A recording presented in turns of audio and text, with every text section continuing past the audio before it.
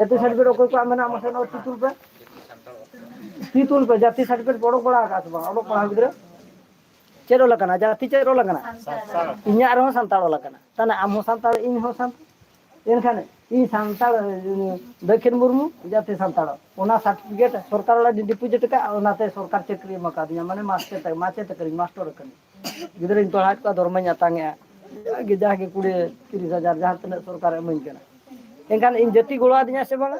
जुदी जाति गोड़ो का जाति लगी चेदा कमी बन कमी जाति लगी चेदा जाति रिन आयो होड़ चेदा बन वार को जाति रिन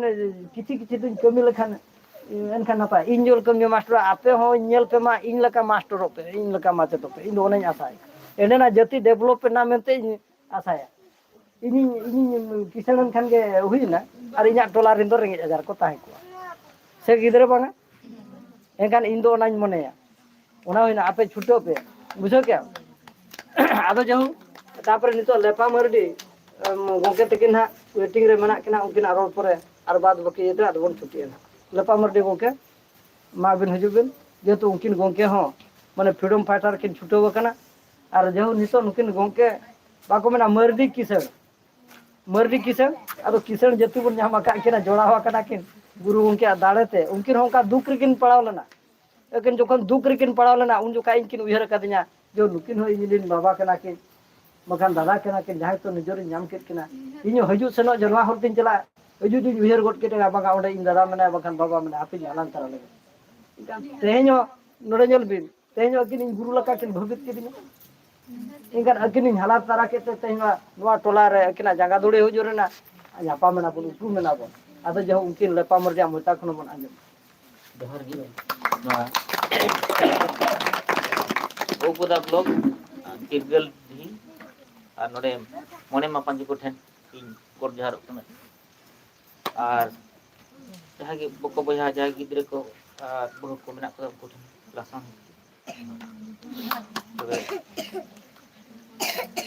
तेन नोआ इतुन आसरा रे झिक सगुन रे आपे को ठेन जेहो काले गंके किना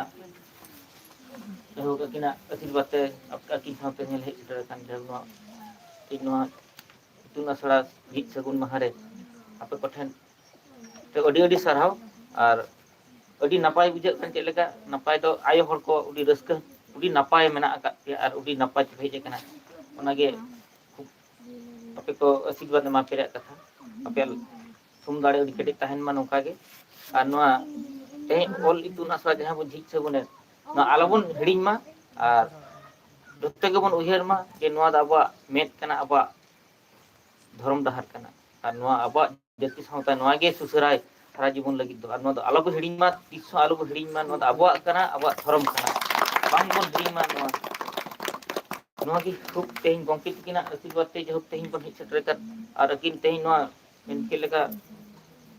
सी नीदा किन तुपुट करा न दिसम रे नोआ लगी के जाति सावता बांचाव लगी ना जाति धर्म की दोहल ते नॉल चिकिन दोहल ते गुरु के आशीर्वाद ते किना थुम दाड़े ते तेहिं हरि किन दगु आरकिन मांग कान गया तीन हो बंकिन जहां तीर बिन फोना उडे किन रखा और जहां तीर जहां कथा कुड़ी उडे किन लैया जहां तीर मारंग असुविधा है जहां तीर मारंग बन दुगा कान जहां वारो निनम तक ना किन आशीर्वाद के साइ साइ को दिहर तो अकिन तेहिं माने मन के लगा सरकारिन मारंग माचेत हुई काते सरकार हकिन कमी कना आर बांग मेना अब दिसम किन सेवाया अब ताकि संताड़ धर्मा ने मेना अब हर डहार किन उदु सगै डहार दिसम किन दान तो नोना गंके तिकिना नो थुम दाड़े धो का तावन पे झतो गे उहर किनते किना फोन नंबर दोहय पे तीन रे चे तो सुविधा जहाना पे ऑनलाइन बा बंगा गुरु बा जहर मामने एने सेरेन भाड़ान तेलान जहाना असुविधा सुविधा गे माने मने मा पांच पे चाहवा तीन पे चाहवा ओका के पे बांग पे बुझाव दाड़िया कना पे फोन पे ठिके ठिके कुल लेया एकदम अकिन साउते आरो हर नका गे पुरुधुल को मेना आगा को अकिन जहां किन मेना उनका गे उनको को ललैया और ठिके जो करे बापे दाड़िया का बापे बुझाव दाड़िया ठिके उतर ऑल करते गेम दाड़िया और लई बुटे उतर बना ते नोडे मने हर कोठिन ने हरक कना आपे मापांजी हर जहां गे नोहा